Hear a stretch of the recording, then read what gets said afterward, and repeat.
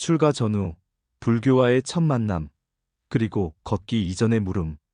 그는 스스로 묻기 시작했습니다. 삶은 무엇을 바꾸는가? 경전은 마음을 고요하게 하는가? 가르침은 삶을 나아가게 하는가? 질문은 책에서 오지 않았습니다. 세상에서 왔고, 고통에서 솟았고, 허기에서 시작되었습니다. 철학은 그에게 이론이 아니라 길이었습니다. 그리고 그 길은 아직 한 걸음도 내딛기 전부터 시작되고 있었습니다. 젊은 원효 물음을 안고 길을 나서다. 그는 경주의 귀족 가문에서 태어났습니다. 좋은 가르침을 받았고 뛰어난 재주로 존경도 받았습니다. 어릴 때부터 익힌 경전들은 그의 머릿속에 질서 있게 정리되었지만 마음은 늘 어딘가 불안정했습니다. 그는 절에 들었고 산사의 고요 속에서 오래 머물렀습니다. 그러나 바깥 세상에 병든 이 싸우는 이 굶는 이를 마주할수록 그 고요는 점점 더 낯설게만 느껴졌습니다. 지식은 쌓여갔지만 삶은 여전히 무거웠습니다. 그는 느꼈습니다. 공부는 했으나 길을 모르고 있었다는 것을. 그래서 그는 결심합니다. 책을 덮고 진리를 향해 걷기로 합니다. 철학은 그에게 발걸음이었습니다. 그는 그때 무엇을 보았는가? 그가 처음 깊이 파고든 것은 유식이었습니다. 모든 현상은 의식의 반영이라는 말, 세상은 마음의 그림자라는 말. 그 말들은 논리적이었습니다. 그러나 그 마음이 왜 그런 그림자를 비추는지는 아무도 말해주지 않았습니다. 지식은 더 정교해졌고 그의 내면은 더 복잡해졌습니다. 그는 불안을 느꼈습니다. 그 불안은 틀렸다는 신호가 아니라 더 깊은 물음이 열리고 있다는 신호였습니다. 원효에 져서 속으로 하나의 마음, 두 개의 문.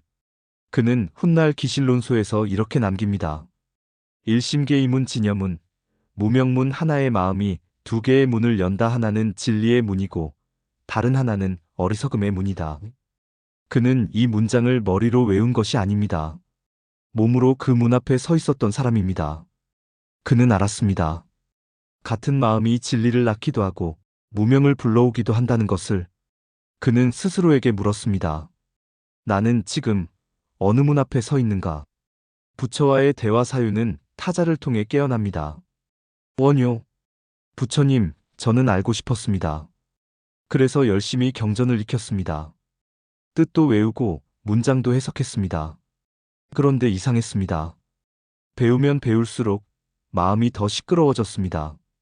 부처, 경전은 고요하지 않습니다. 그대가 흔들리면 글도 함께 흔들립니다. 고요는 알미 아니라 질문에서 시작됩니다. 원효, 저는 처음에 알미 고요를 가져올 줄 알았습니다. 그런데 알문 또 다른 불안을 열었습니다. 왜 그런 걸까요? 부처, 알문 칼과 같습니다. 쥐는 손이 고요하지 않으면 오히려 자신을 뺍니다. 원효, 그럼 저는 아직 고요하지 못한 채 지식으로 자신을 찌르고 있었던 걸까요? 부처, 그대는 스스로를 찌르지 않았습니다. 다만 스스로를 너무 빨리 알아내려 했을 뿐입니다. 원효, 그렇다면 무엇부터 해야 할까요? 무엇을 알기 전에 무엇을 멈추어야 할까요?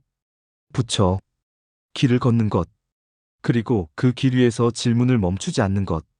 알문 걷는 자에게 따라오지, 기다리는 자에게 오지 않습니다. 지금 우리에게 남겨진 물음. 그는 그 시절에 이미 오늘을 보고 있었습니다. 우리는 지금도 공부합니다. 하지만 왜 배우는가를 자주 잊습니다. 그는 처음부터 그걸 물었습니다. 배움은 나를 바꾸는가? 앓은 삶을 가볍게 하는가? 그는 고요를 원하지 않았습니다. 대신 고요로 향하는 걸음을 원했습니다. 그래서 그는 걸었고 그 걸음이 바로 철학이었습니다. 한 문장으로 맺다 그는 걸었고 나는 어디에 서 있는가? 그는 진리를 찾아 나섰습니다. 그러나 진리는 그가 묻기 시작할 때 이미 함께 걷고 있었습니다. 다음 이야기 철학은 이제 숲으로 들어갑니다. 다음 편에서는 유식의 숲을 걷는 젊은 원효를 따라갑니다. 그는 마음이 세계를 만든다는 가르침을 받아들이지만 곧 그 마음이 스스로를 속인다는 물음 앞에 다시 멈춥니다. 그의 철학은 이제 더 깊은 내면으로 향하기 시작합니다. 깨달음은 산중에 있는가? 유식의 숲에서 길을 잃다. 1. 그는 왜 산속으로 들어갔는가? 진리를 향한 갈망은 사람을 조용하고 깊은 곳으로 이끕니다. 말보다 침묵이 무거운 곳, 세상이 잊히고 오직 가르침만 남는 공간. 원효는 출가한 뒤 산속에서 경전을 읽었습니다. 배움은 정밀했고 사유는 날카로웠으며 마음은 점점 더 깊은 곳으로 가라앉았습니다. 그러나 그 고요 속에서 그는 조용히 의심하기 시작했습니다. 깨달음은 정말 이 산속에만 있는가? 지금 이 공부는 나를 자유롭게 하고 있는가? 이 식, 모든 것의 근원이자 미로. 그는 유식불교에 깊이 빠져들었습니다. 모든 것은 마음의 작용이며 세상은 의식의 흐름 속에서 만들어진다는 가르침. 유식무경. 오직 식만 있을 뿐 바깥 경계는 존재하지 않는다. 이 말은 그에게 눈을 열어주었습니다. 세상은 마음의 그림자였고 모든 경험은 식의 투영이었습니다. 그러나 동시에 그는 자신의 마음이 그 개념의 숲속에서 길을 잃고 있다는 것을 느끼기 시작했습니다. 3. 원효와 부처의 대화. 원효, 부처님, 유식의 가르침에 따르면 모든 것이 의식의 흐름일 뿐입니다. 그렇다면 저는 지금 무엇을 향해 걷고 있는 것입니까? 부처, 그대가 말하는 식은 그대의 눈이 만든 그림자입니다. 그림자가 길을 대신해 줄 수는 없지요. 원효, 이론 속으로 들어갈수록 진리를 손에 넣은 것 같지만 어쩐지 점점 더 멀어지는 느낌입니다. 부처, 착각은 늘 진리를 흉내냅니다. 그러나 진리는 설명되지 않고 사라지는 것입니다. 원효, 그렇다면 저는 지금 진리를 향해 걷는 것이 아니라 진리에 대해 말하는 말들 속을 걷고 있는 것입니까? 부처, 그렇습니다.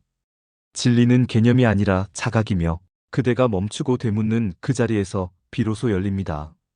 4. 알문 왜 사람을 막는가? 유식의 세계는 조밀하고 정교했습니다.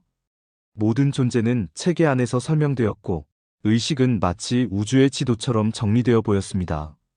그러나 그 세계 안에서 원효는 점점 움직이지 못하게 되었습니다. 그는 문득 깨달았습니다. 이 모든 알문, 고통을 멈추게 해주지 않는다. 세계의 구조를 아는 것과 마음의 고통에서 벗어나는 것은 전혀 다른 일이었습니다. 그는 그 순간 알의 중심에서 마음의 중심으로 길을 바꿔야 한다고 결심했습니다.